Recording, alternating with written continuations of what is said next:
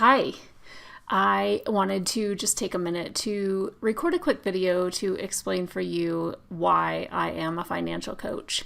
And I think it's worthwhile to say that a little bit more about my background really kind of helps you to maybe understand or paint a picture of why I do what I do.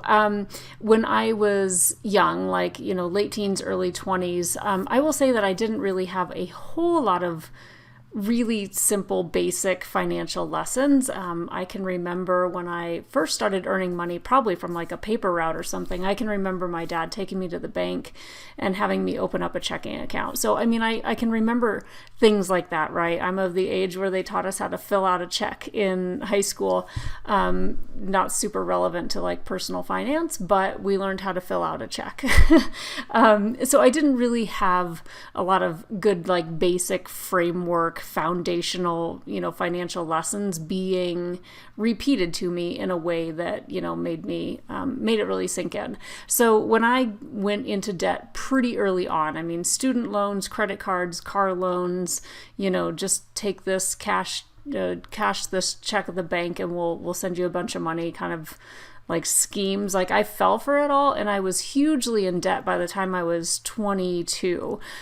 So I did do a pretty good job at, learning some basics and paying off the debt. I hadn't paid off my student loans and I hadn't paid off my car loan, but I paid off all the other stuff. But then once I got married and started having kids and buying a house, here we are where we've got two incomes coming in. We've got a nice house. We've got, the kids that are doing their activities and all the things. And I have to tell you, like, the things, the stuff, it wasn't necessarily keeping up with the Joneses, but, we basically, like, the more we earned, the more we spent. Like, we just always kind of felt like we were, like, living the high life, right?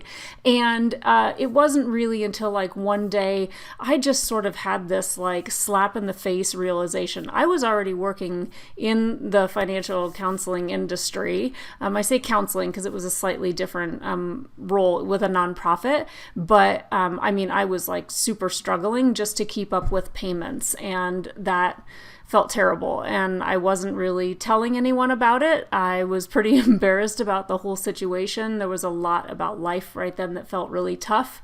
And I just so happened to have somebody, say, hey, you might want to take this class. And it was Dave Ramsey's Financial Peace University. And so I did. I went through that class with my my husband at the time. He's now my ex-husband, because I've been the financial person in the relationship, and those of us who are the financial person in the relationship, if we're the ones that do the money, sometimes our way of communicating about things or what we want or what's going wrong, sometimes we don't communicate it the way that we should. And so I really needed like this third party, somebody else to be sort of like delivering these messages.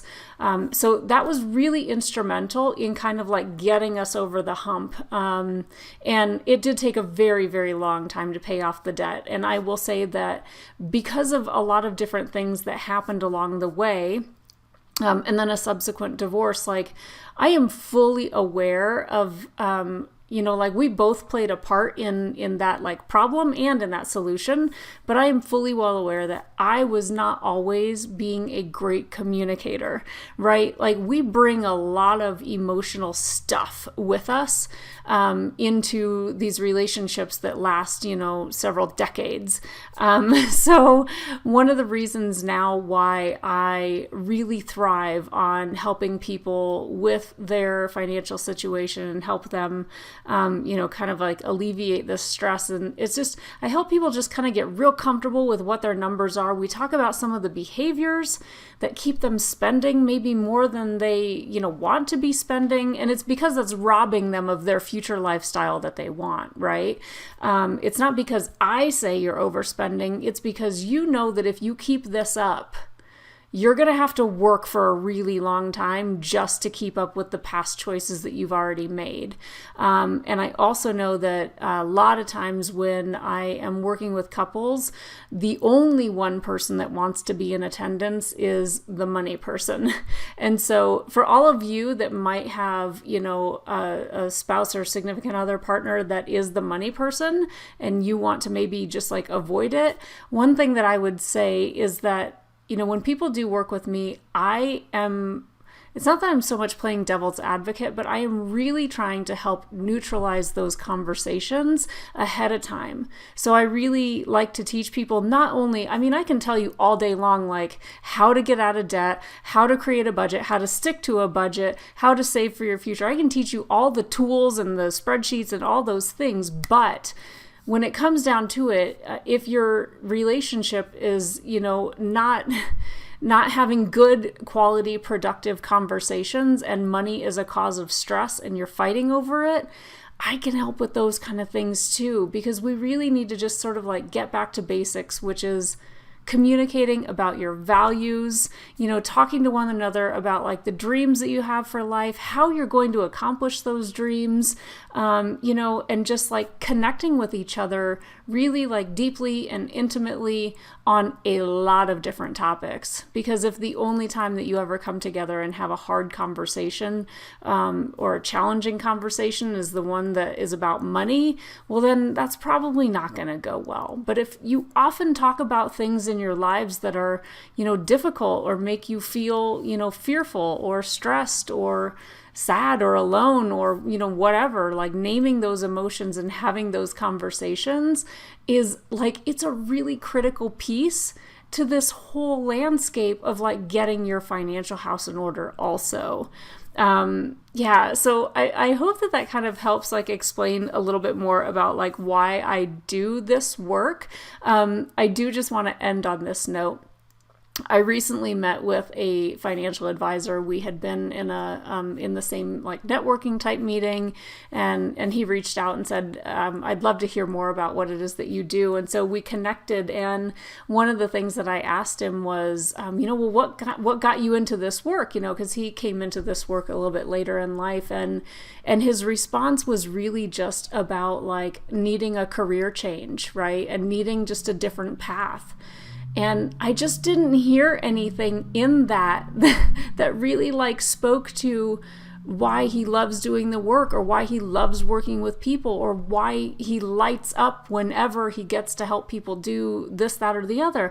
I didn't hear those things. And so I want you to think about that next time you're working with anybody or thinking about working with someone. And I don't care if that's like a coach or a therapist or a career mentor, anything. Like, ask them why they do what they do and just like listen for passion, right? You really want to listen for passion. And hey, I know I've made all the mistakes. I'm not going to pass judgment on anyone for, doing certain things. I promise, like, if you won't judge me for my top knot and my lack of, getting real dressed up on video, I won't judge you when you tell me how much you spend going out to eat. Okay. All right. I would love to connect with you. If you ever want to chat with me and see if working with a financial coach would be worth it to you, I encourage you to hop on a call. You can reach me at terryslater.com/call, and I'd love to connect with you. All right. Take care.